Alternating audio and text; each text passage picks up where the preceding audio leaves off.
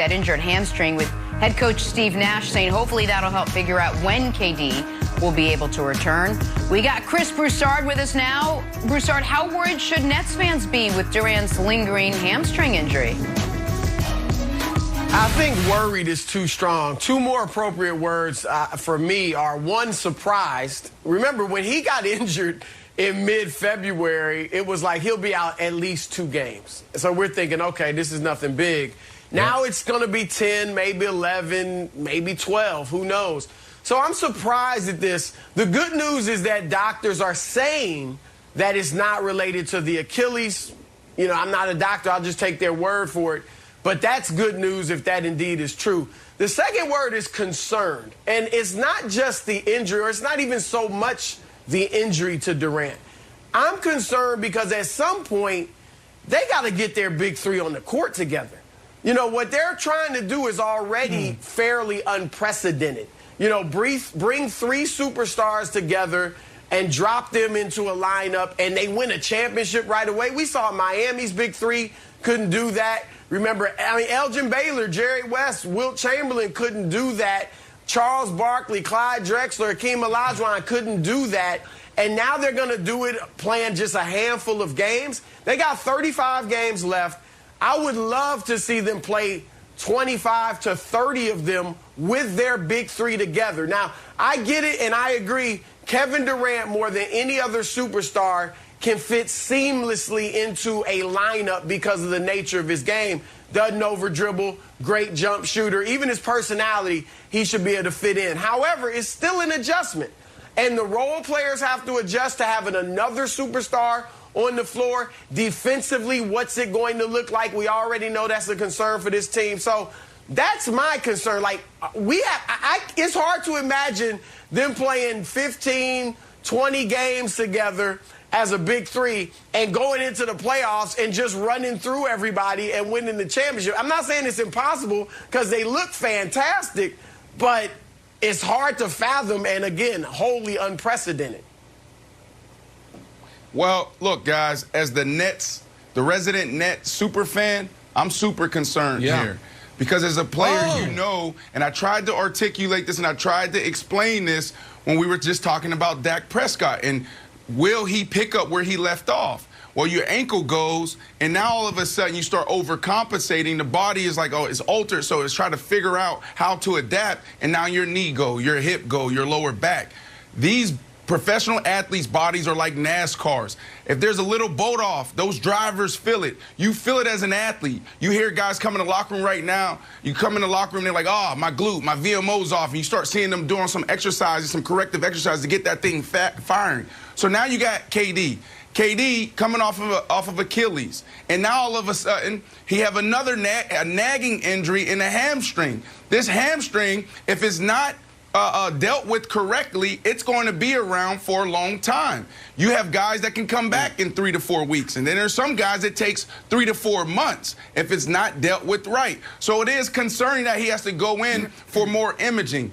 When I was playing for the Seattle Seahawks, that's what pretty much ended my career, coming off an ankle injury, and then all of a sudden it went up the chain, and then my hamstring went. Going back to my second year in the NFL, I had a quad injury. That quad injury put me out for 4 months.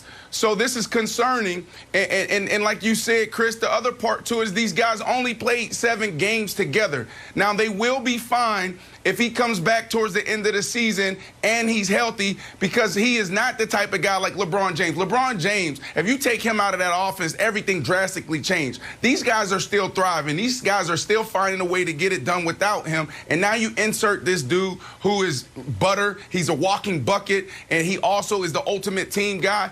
They'll be all right. But this injury is a big concern, Nick.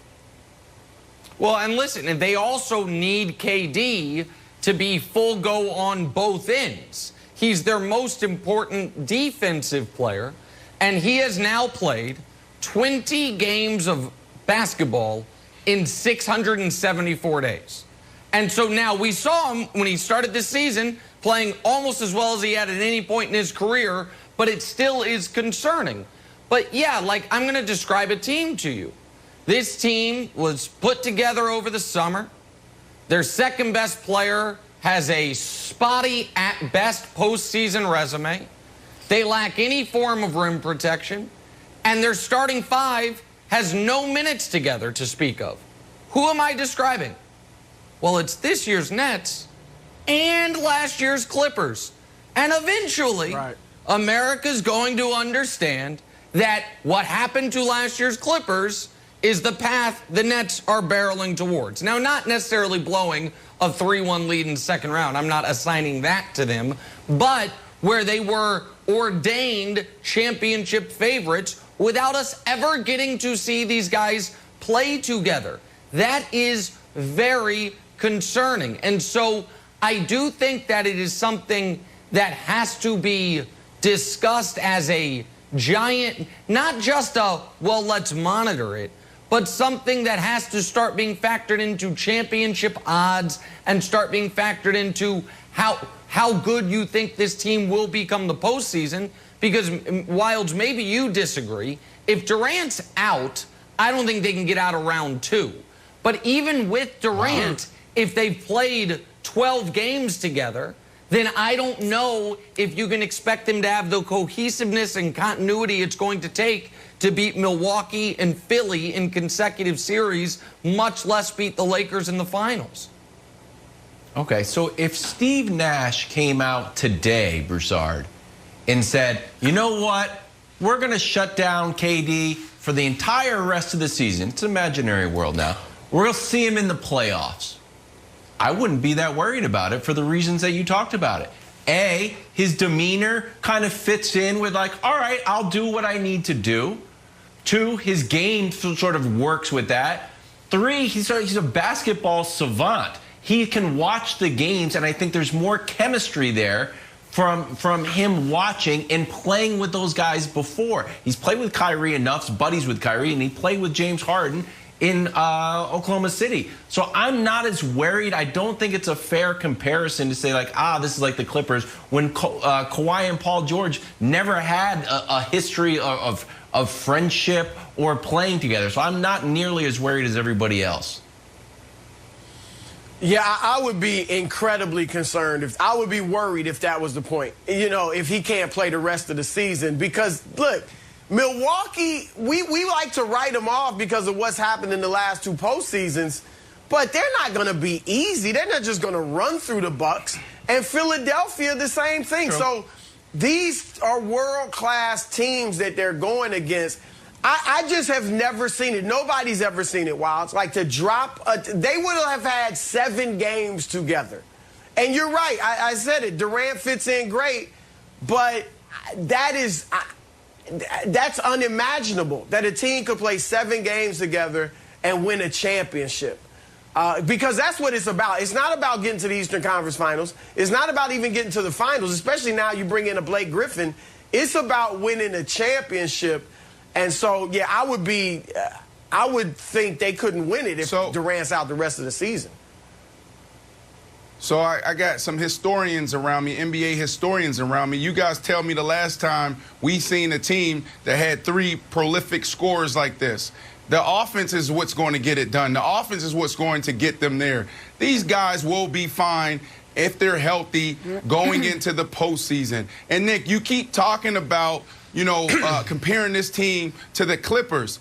Last year was the perfect storm for LeBron James and the Lakers. Why? Because of his leadership. He is great. We know, all right, he's in that conversation as the GOAT. He had the number 2 player in the NBA last year, not right now, but in AD playing lights out. So you got a Clippers team that didn't want to be in the bubble. Restart, there was 2 teams that said, we didn't want to play, and they were one of them. And then the other team, they had the best leader in all of sports. LeBron James galvanizes his team. So when you talk about the Clippers and comparing them to the Nets, you can't do it because it's a totally different situation. These dudes want to play. These dudes are just banged up right now. Yes, they've only played 7 games. It is a huge concern that KD is now dealing with this nagging hamstring injury. But the offense, that type of offense, these 3 guys, you got 3 guys that can give you 30 in a given night, and that's a problem. And I know you're going to talk about James Harden in the playoffs. I'm telling you right now, look at this kid's mindset. His mindset changed in a bubble. His mindset changed in a bubble. Okay. This is a different player than you guys have seen 10 years ago, 8 years ago.